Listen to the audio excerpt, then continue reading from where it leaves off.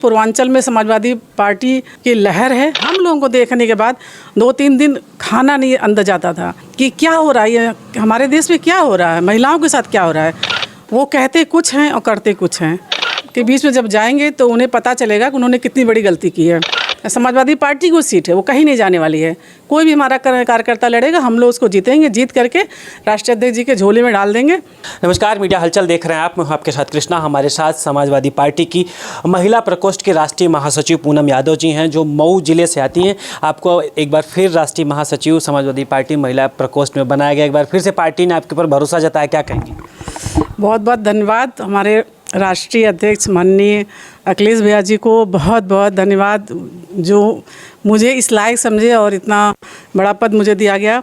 मैं पूरी कोशिश करूंगी कि मैं ईमानदारी से इस पद का निर्वहन करूं और अधिक से अधिक समाजवादी पार्टी लिए काम कर सकूं। मैडम, हम सवाल आपके ही जिले से करते हैं। आपके जिले में घोसी विधानसभा है अभी, जो आपकी पार्टी छोड़ के दारा सिंह चौहान भारतीय जनता पार्टी ज्वाइन कर ले, फिर से अपनी पार्टी में चले गए, तो चुनाव होने वाला है, क्या कहेंगे? चुनाव होना है तो हम चुनाव लड़ेंगे। हमारा जो भी प्रत्याशी मान्य जी जिसको भेजेंगे, हम लोग पूरी मेहनत लगा देंगे। और चूँकि हमारी सीट ही थी वो, तो हम दोबारा भी जीतेंगे। और चूँकि ओबीसी के प्रत्याशी थे, तो हम लोग चाहेंगे कि ओबीसी का प्रत्याशी कोई आए। बाकी जो भी आता है मान्य जी जिसको भी भेजेंगे, और हम लोग पूरे दमखम के साथ उसको जिता के यहाँ से भेज देंगे। मणिपुर में जिस तरह से हिंसा हुई है, महिलाओं के साथ हुई है, तो उस पर आपने पार्लियामेंट में भी देखा कि स्मृति ईरानी ने कैसे राजस्थान और छत्तीसगढ़ की बात करती नज़र आई। मणिपुर पे नहीं बोलना चाहिए। और यहाँ सभी जो इंडिया में जितने भी दल शामिल हैं, उनके प्रवक्ता मणिपुर में जितना मुखर होकर बोले, वहीं एनडीए के प्रवक्ता उसे भागते नज़र आए, क्या कहेंगे? देखिए, ये बहुत बड़ी समस्या है और भारत सरकार इसमें निसंदेह पूरी तरह से असफल है। और माननीय प्रधानमंत्री जी इसको जिस तरह से अवॉइड कर रहे हैं, यह बहुत ही दुर्भाग्यपूर्ण है कि भारत जैसे देश में जहां नारी की पूजा होती है, वहां नारी को किस तरह से मणिपुर में एक नग्न अवस्था में परेड करा करके और उनके साथ जो भी चीज़ें हुई, बलात्कार वगैरह हुआ, वो समझ लीजिए इतना निंदनीय है।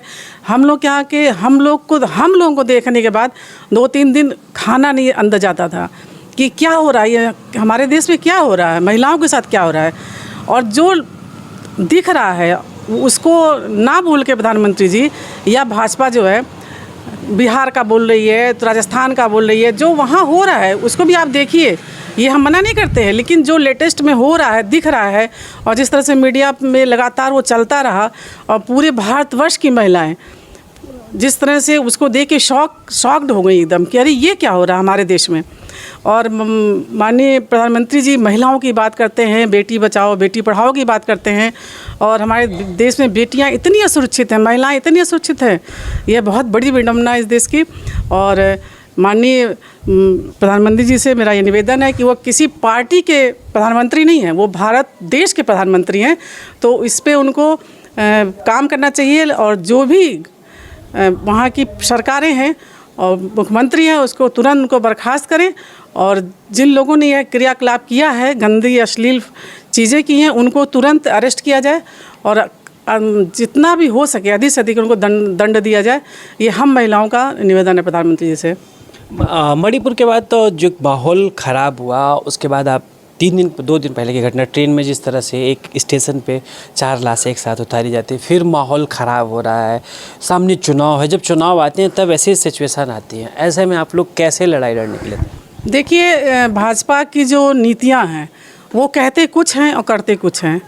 तो उनका जो चुनाव नज़दीक है, तो जैसा कि उनका क्रियाकलाप होता है, वो चुनाव के पहले डिवाइड करते हैं भारत में लोगों को, हम लोग को धर्म के नाम पे डिवाइड करते हैं। तो ये इसका मतलब एक शुरुआत हो चुकी है। लोकसभा चुनाव है, क्योंकि अगर ट्रेन में जो कांड हुआ है तो उसमें वो विक्षिप्त था, जैसा कि उसमें उनके अधिकारी का विक्षिप्त हो गया था, बहुत अपसेट था। तो उसको क्यों मोहम्मदन भाई क्यों दिखाई दिए? ये तो अपने साथी को भी मारा। हाँ, एक साथी को मारा, लेकिन ज़्यादा 4 भाई उसमें मोहम्मदन हुए। तो ये कहीं ना कहीं से सुनियोजित षड्यंत्र लग रहा है। और बाकी तो जांच होगी, जांच बैठेगी और जो सरकार है उसको देखेगी।